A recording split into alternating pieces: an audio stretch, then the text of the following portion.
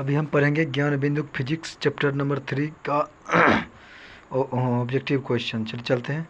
निर्वात में स्वतंत्रतापूर्वक गिरते हुए सभी पिंड एक समान त्वरण होगा आगे चलते हैं।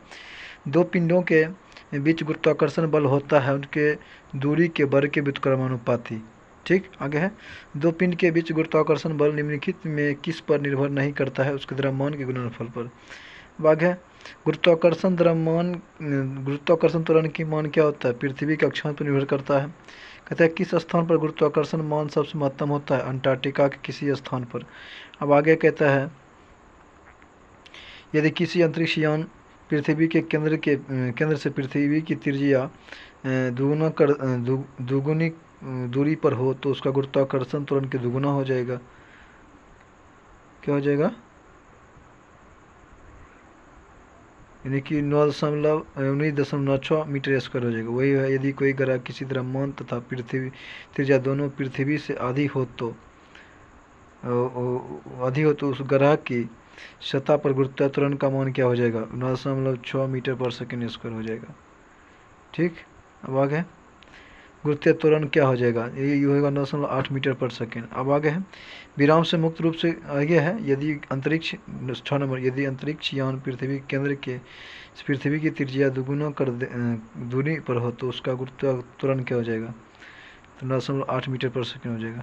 अब आगे है यदि कोई ग्रह जिसका द्रव्यमान तथा त्रिज्या दोनों पृथ्वी से आधी हो तो उस ग्रह की सतह पर गुरुत्वीय त्वरण का मान क्या हो जाएगा? 19.6 मीटर पर सेकेंड स्क्वायर हो जाएगा। विराम से मुक्त रूप से गिरती हुई पिंड द्वारा तय की गई दूरी समानुपाती होता है किसके? उसके गिरने के समय के वर्ग के। अब आगे है आपका पृथ्वी के सतह पर गुरुत्वीय त्वरण और चंद्रमा की सतह पर गुरुत्वीय त्वरण का अनुपात क्या हो जाएगा? 1:6 हो जाएगा, 1/6 होता है। अब आगे है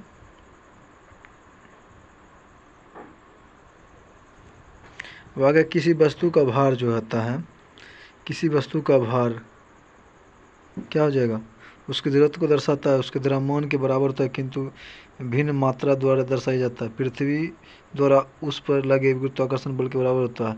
उस वस्तु के पदार्थ के घनत्व पर निर्भर करता है, घनत्व पर निर्भर नहीं करेगा, जड़त्व को दर्शाता है। अब आगे है, पहला हो गया आपका। अब आगे है जब किसी वस्तु की विषुवतीय रेखा से ध्रुव की ओर ले जाया जाता है तो उसका भार बढ़ता है। गुरुत्वाकर्षण नियतांक का ऐसा ही मात्रक होता है न्यूटन मीटर स्क्वायर प्रति KG square. Newton metre square प्रति केजी स्क्वायर हो जाएगा आपका डी नंबर। अब आगे है गुरुत्वाकर्षण नियतांक का मान होता है 6.67 × 10⁻⁻11 न्यूटन मीटर स्क्वायर प्रति केजी स्क्वायर।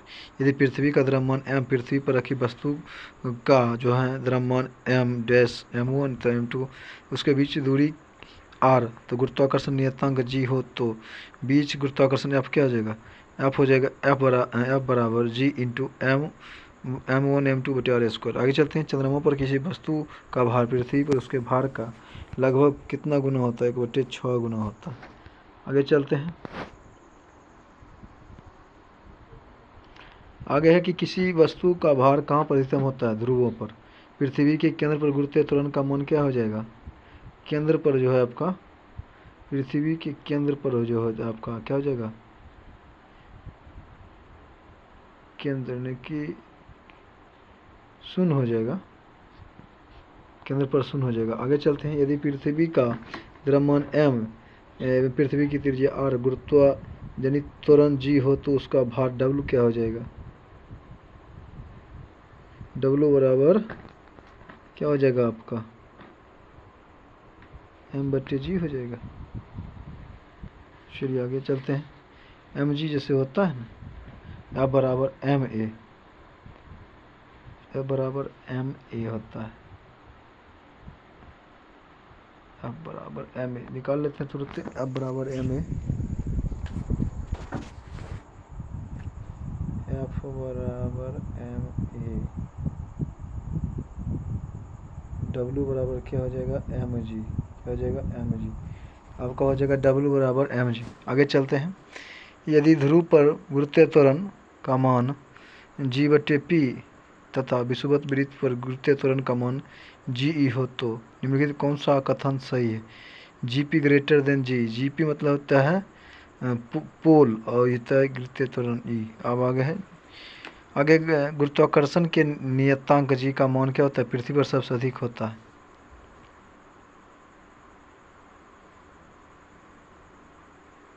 अब आगे के दो द्रव्यमानों के बीच गुरुत्वाकर्षण मान क्या है, द्रव्यमानों के गुणनफल के अनुक्रमानुपाती यानी कि समानुपाती। गुरुत्वीय त्वरण पृथ्वी पृष्ठ के ऊंचाई के साथ बढ़ेगा। आगे गुरुत्वीय त्वरण का मान पृथ्वी के पृष्ठ की ऊंचाई के का मान बढ़ने से बढ़ता है। अब आगे पृथ्वी पर एक आदमी का भार 65 kg है, तो उसका भार चक्कर काटने वाले कृत्रिम उपग्रह क्या हो जाएगा, दुगुना हो जाएगा, यानी कि 130 kg हो जाएगा। आगे चलते हैं, पृथ्वी अपनी गति को कितने गुना बढ़ा दें कि पृथ्वी के केंद्र पृष्ठ पर वाली वस्तु पृथ्वी का संपर्क छोड़ देगा, 17 गुना। लिफ्ट एक आदमी खड़ा है, लिफ्ट समरूप वेग से ऊपर जा रहा है, आदमी का वजन क्या है, बढ़ा हुआ मालूम होगा। लिफ्ट एक आदमी खड़ा है, लिफ्ट एक समरूप त्वरण से ऊपर जा रहा है, तो आदमी का वजन क्या हो जाएगा, बढ़ जाएगा, बढ़ा हुआ प्रतीत होगा कि घटा हुआ प्रतीत हो, बढ़ा हुआ। एक समरूप से जा रहा है, समरूप त्वरण से जा रहा है,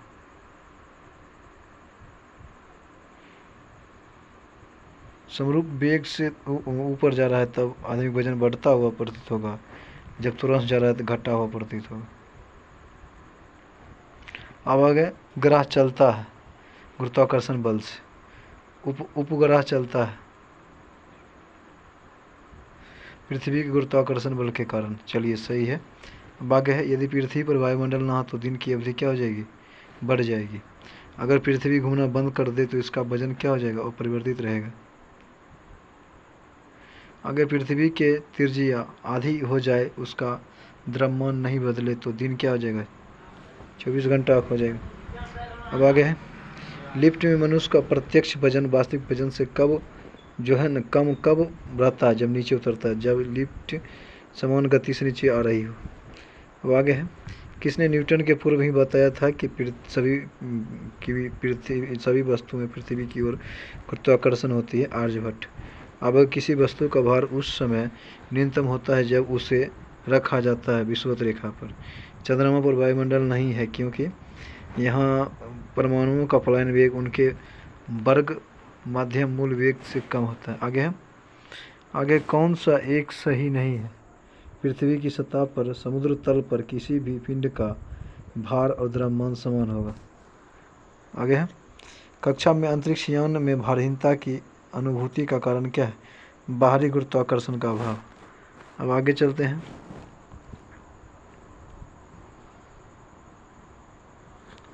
गता कि एक भू उपग्रह अपने कक्ष में निरंतर गति करता है, यह अपकेंद्र बल के प्रभाव से होता है, जो प्राप्त करता है पृथ्वी द्रव उपग्रह पर लगने वाले गुरुत्वाकर्षण से। भारहीनता होती है गुरुत्वाकर्षण की शून्य स्थिति में।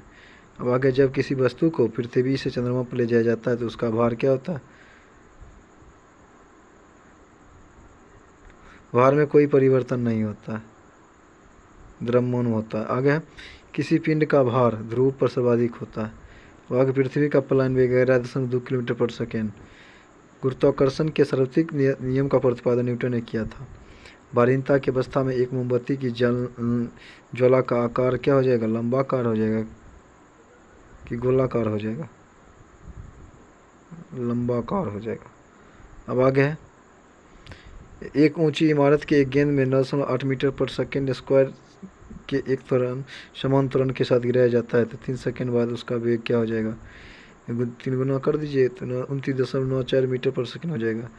यदि एक वस्तु का द्रव्यमान 100 किलोग्राम है, अगर चंद्रमा पर गुरुत्वाजनित त्वरण GY6 हो, तो चंद्रमा के वस्तु का द्रव्यमान क्या हो जाएगा,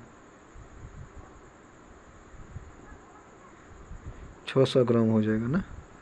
चलिए 600 kg हो जाएगा। तुल्यकारी उपग्रह घूमता है पृथ्वी के गिर्द पश्चिम से पूर्व से पश्चिम की ओर। अब आगे, भारहीनता की अवस्था में एक मोमबत्ती की ज्वाला का आकार क्या होता है, अधिक लंबा हो जाता है, अधिक दर्शनीयता हो जाता है। अब आगे, यदि पृथ्वी का गुरुत्वाकर्षण बल अचानक लुप्त हो जाए तो वस्तु का भार शून्य हो जाएगा, द्रव्यमान वही रहेगा।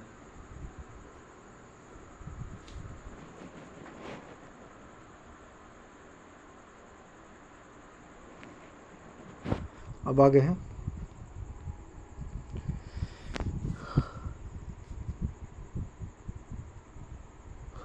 आगे है टेनिस की गेंद मैदान की अपेक्षा किसी पहाड़ी पर अधिक ऊंची छलांग लगाती है, क्योंकि पृथ्वी पर पर्वतों पर पृथ्वी का गुरुत्वीय त्वरण कम हो जाता है। अब आगे है आपका किसी तुल्यकारी उपग्रह की पृथ्वी की सतह से ऊंचाई लगभग कितना 36,000 किलोमीटर। एक लिफ्ट में किसी व्यक्ति का प्रत्यक्ष भार वास्तविक भार से कम होता है जब लिफ्ट जा रही हो त्वरण के साथ नीचे। अब आगे पृथ्वी के परितः घूमने वाले कृत्रिम उपग्रह से बाहर गिराई गई गेंद पृथ्वी के परितः उपग्रह के समान आवर्तकाल के साथ उसी कक्षा में घूमती रहेगी। आगे किसी लिफ्ट में बैठे हुए व्यक्ति को अपना भार कब अधिक मालूम पड़ता है, जब लिफ्ट तुरंत गति से ऊपर जा रही हो। अब आगे है जब एक पत्थर को चांद की सतह से पृथ्वी पर गिराया जाता है इसका भार बदल जाएगा परंतु द्रव्यमान नहीं बदलेगा। अब आगे है यदि किसी पिंड को पृथ्वी से 11.2 किलोमीटर पर सेकेंड के वेग से फेंका जाए तो पिंड क्या हो जाएगा, पृथ्वी पर कभी नहीं लौटेगा। अब आगे भू स्थिर उपग्रह का आवर्तकाल होता है 24 घंटे का। पृथ्वी तल से किस न्यूनतम वेग से प्रक्षेपित किए जाने पर कोई रॉकेट पृथ्वी के गुरुत्वाकर्षण को पार करके अंतरिक्ष में चला जाएगा 11.2 किलोमीटर पर सेकेंड। अब आगे है बस ख़त्म यहीं तक।